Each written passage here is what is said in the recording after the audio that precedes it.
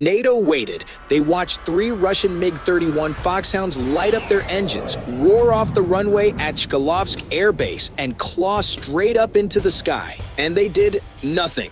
No scramble, no warning, just cold silence. The Russian pilots thought that silence meant fear. They were wrong. 3 MiG-31s punched through 40,000, then 45,000 feet, settling into their hunting altitude. Out over the Baltic, they slid toward Estonian airspace, big, heavy, and stupidly fast. In the cockpits, everything felt routine. Transponders, off. Formation, tight and aggressive. Altitude and speed, carefully chosen. They wanted to be seen. The plan was simple.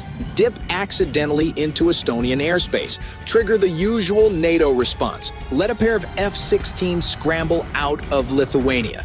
Run them out of altitude and speed, laugh about it on the debrief, and return home as heroes. For a MiG-31, 45,000 feet is cruising low. It can almost double that. At Mach 2.8 and 80,000 feet, no F-16 on Earth is catching it, and the Russian pilots knew it. They were relaxed, joking on the radio, convinced they were about to humiliate NATO again. What they didn't know was this: NATO had already tagged them as high priority before they even left Russian airspace. And this time, the order from the Combined Air Operations Center in Wedem, Germany was different. No escort and warn, just one cold instruction: let them come in, a trap.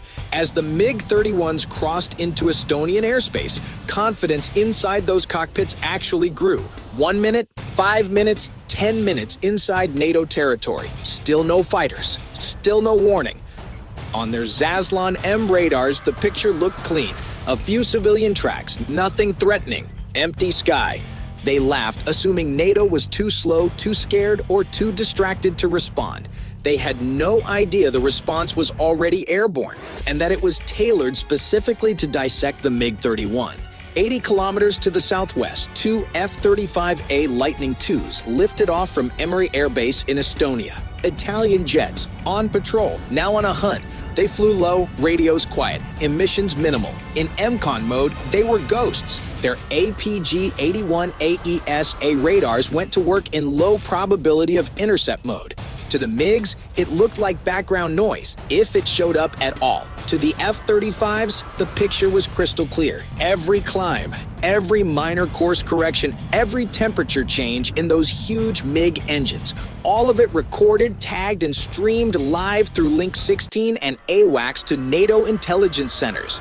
The F-35s weren't just tracking the MiGs, they were vacuuming up their electronic DNA with radar modes, data links, comms patterns, and power fluctuations. The electronic soul of Russia's most important interceptor, being dissected in real time. And the Foxhounds were blissfully unaware. But the F-35s weren't the only predators in the air. Dozens of kilometers to the west, 2 Swedish-built JS-39E Gripen fighters cruised on a parallel track. Radars off, weapons very much on, eyes borrowed, and they didn't need to see the MiGs on their own sensors. The network saw for them. Through Link 16, the Gripens pulled in the F-35's data streams as if they were their own radars. To them, the MiG-31s were already naked targets. These weren't legacy Gripens. These were the upgraded E-models, purpose-built Russian hunters. Raven ES-05 ESA radar, advanced electronic warfare and jamming suite. Meteor beyond visual range missiles hanging under the wings. Their mission profile was simple: blind the enemy, confuse the enemy, and if ordered, kill the enemy. One word came across the net from KAQ-IDM: engage. Inside the MiG-31 cockpits, things were still calm and they saw nothing, heard nothing unusual. Then, in a single heartbeat, their world went sideways. First, the Zaslon M radar screens filled with junk. False targets, interference, meaningless returns, static, ghosts. For a second, the Russian pilots assumed a system glitch. Maybe a software hiccup, maybe a radar mode error. Then the comms went. Voices dissolved into white noise. Radios spat static. Data links died. The sky outside looked the same, but electronically, they were now blind and deaf. And then the radar warning receivers lit up. Not a faint blip, not a distant ping. A screaming full power, You are locked, alarmed that they had never heard at this intensity before. Someone had them. Hard. They looked outside and saw them. Two Gripen S climbing into position, wings loaded with Meteor and IRIST missiles. Calm, cold, right where NATO wanted them. The Swedish jets had finally turned their own radars on only when it no longer mattered.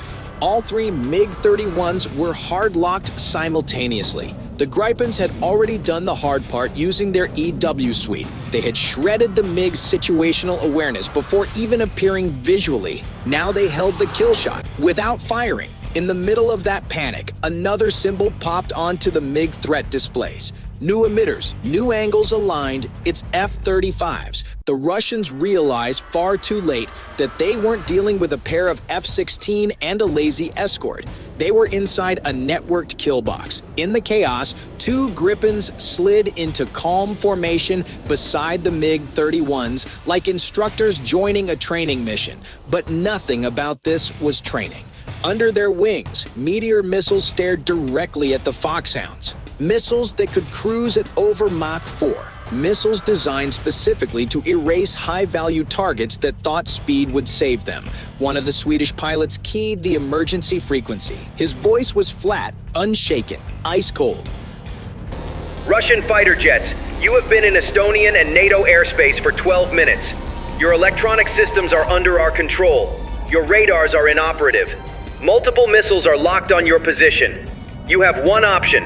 Return immediately to Russian airspace. This is not a warning, it is an order. For the Russian pilots, everything they'd been taught shattered in that instant. Speed, useless. Altitude, irrelevant. Their powerful Zaslon M radars, now just expensive metal in their noses. NATO had beaten them electronically, cornered them tactically, and now humiliated them visually. The MiG-31 flight lead knew the truth. They were outnumbered in capability, outclassed in technology, and completely unprepared for this kind of fight. They tried to call their own controllers to ask for orders, backup, something.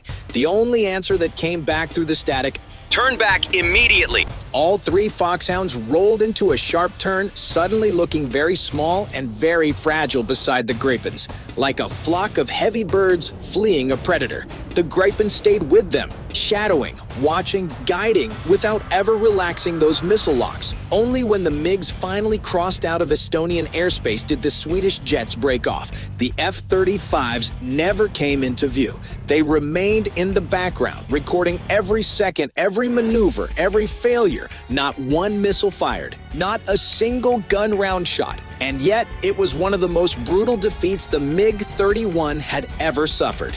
For NATO, this was more than a successful interception.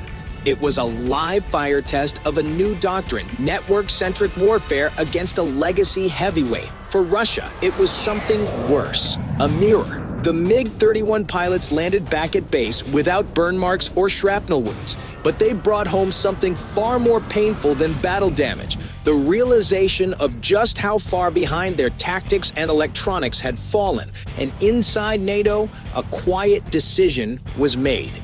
Next time, this won't stop at humiliation. Next time, it might end in wreckage. Because on paper, the MiG-31 Foxhound is terrifying. Service ceiling above 80,000 feet, top speed around Mach 2.8. Huge radar, large missiles. It was built to sprint straight at American bombers over the Arctic, fire long-range missiles, and turn away before the escorts ever got close. So the question is obvious. If it's that fast, that high, and that powerful, how do you kill it? We saw one answer on September 19th. You don't fight the Foxhound, you fight its weaknesses, and those weaknesses are baked into its design. The MiG-31 is not a dogfighter. It's an interceptor bus, big, heavy, aerodynamically blunt. At Mach 2.8 and 80,000 feet, its turning circle isn't large. It's tens of kilometers. Try to pull a hard turn up there and one of two things happens. The structure starts to come apart, or the engines flame out in the thin air. So while it can outrun many fighters, it cannot outmaneuver a modern missile that's already in the air. It's a fast target, but still a target. And speed creates another problem: heat. At Mach 2.8, the skin friction against the air is brutal. The fuselage starts to glow in infrared. The Foxhound becomes a giant heater in the sky. To a modern electro-optical system like the F-35's EOTs or the seeker of an AIM-9X or Iris-T. That's not a jet, that's a beacon. You can turn your radar off. You cannot turn your heat off. And radar, high speed makes you even easier to spot. Doppler radars love fast movers. They jump out of the clutter like a spotlight in a dark room. The MiG-31's EW, data links, and situational awareness aren't just a bit behind. They're generations behind, and altitude doesn't fix any of that. After the Estonian incident, NATO updated its rules of engagement. The next MiG-31 that plays games in Baltic airspace may not be treated as a curiosity. It may be treated as a target, and NATO wouldn't rely on a single fighter to stop it. Imagine this, a pair of F-35s loitering at medium altitude, radars in LPI mode, completely undetected. Below them, a Gripen E or Eurofighter Typhoon cruising at 50 to 60,000 feet. Farther back, an AWACS scanning the entire battle space, data flowing between them in real time. The MiG-31 shows up at 70 to 80,000 feet, Mach 2.5 and climbing. The Typhoon or Gripen never has to see it on its own radar. The F-35 sees it, tracks it, identifies it, and hands off a perfect firing solution through Link 16. The pilot in the shooter jet pulls the trigger. The weapon isn't a standard missile, it's Meteor. Meteor is not just another BVR missile, it's a hunter in its own right. Inside, it carries both a solid rocket booster and a ramjet. The booster gets it up to speed. The ramjet keeps it fed with oxygen from the air, sustaining thrust throughout most of the flight. That changes everything. After launch, Meteor performs a big, lofted climb, arcing up toward where the MiG-31 likes to live. Most missiles would bleed energy and start slowing dramatically at that altitude. Meteor doesn't. Up high, where the air is thin and drag is low, its ramjet kicks in and keeps pushing. Past Mach 4. Now put yourself in the MiG-31 pilot seat. You get a missile warning late in the engagement. You're already at Mach 2.8. You think you can outrun it. Meteor is not a quick sprint that burns out. It's a sustained sprint, roughly 4,900 kilometers per hour and holding. A MiG-31 at approximately 3,465 kilometers per hour has no way to run away from something that is both faster and still has plenty of energy to maneuver. And maneuvering, that's a trap too. At those altitudes and speeds, the MiG simply cannot pull the G-forces needed to dodge. Meteor, on the other hand, keeps its energy late into the fight, which means its no-escape zone is enormous. Against a Foxhound, that no-escape line is very real. In a head-on engagement, Meteor can be fired from 100 to 130 kilometers away and still have a high probability of kill. Even in the worst case, rear aspect, high altitude, long distance, it can still chase down a MiG 30 to 50 kilometers. It doesn't care if you're high and fast, it likes that. And Meteor isn't alone. There's also AMRAAM, specifically the AIM-120D, NATO's standard BVR missile, upgraded. Longer range, better motor, two-way data link. Once fired, it doesn't need the launching fighter to keep painting the target. It can receive mid-course updates from F-35s, AWACS, or other platforms. It accelerates to around Mach 4. That initial speed advantage eats into the distance rapidly, forcing the MiG-31 to maneuver just to survive.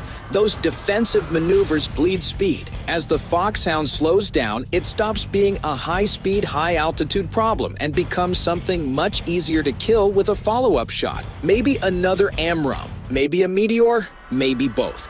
Back at Siayak Udom, when the three red icons left Estonian airspace on September 19th and turned east, nobody cheered. There was no dramatic fist pump, just quiet satisfaction. Russia's provocation hadn't just been neutralized, it had been harvested, intelligence gathered, capabilities tested, weaknesses exposed. Moscow had assumed NATO's Baltic presence was mostly symbolic, rotational detachments, light policing, nothing deadly. What they ran into instead was a mature, integrated, multinational air defense network. American F-35s, Italian crews, Swedish Gripens, German coordination, Estonian airspace, all wired together, all acting as a single organism. Behind closed doors, the political side reacted just as hard. Estonia, Poland, Sweden, Germany.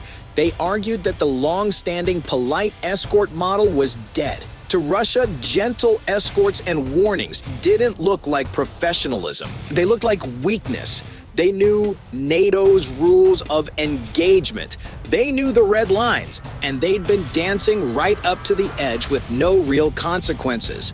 The September 19th operation proved one thing: NATO could dominate the air technologically and tactically, but the next provocation might demand something more. With German backing, a tougher proposal landed on the table: re-establish deterrence. That meant this: the next time a MiG-31 intentionally violates NATO airspace under similar conditions, it might not be scanned, studied, and escorted home. It might be shot down, not as an escalation, but as a message. In the end, NATO's strength isn't just stealth jets, fancy missiles, or better radars. It's the combination of technology, doctrine, and political will. The new engagement rules, plus a proven ability to enforce them, changed the math completely for Russia. The era of cost-free provocations? Over. The next mistake in Baltic airspace could cost billions in hardware and the lives of some of Russia's most elite pilots. The risk-reward balance has shifted, and it doesn't favor the Foxhound anymore. Tap to watch for more.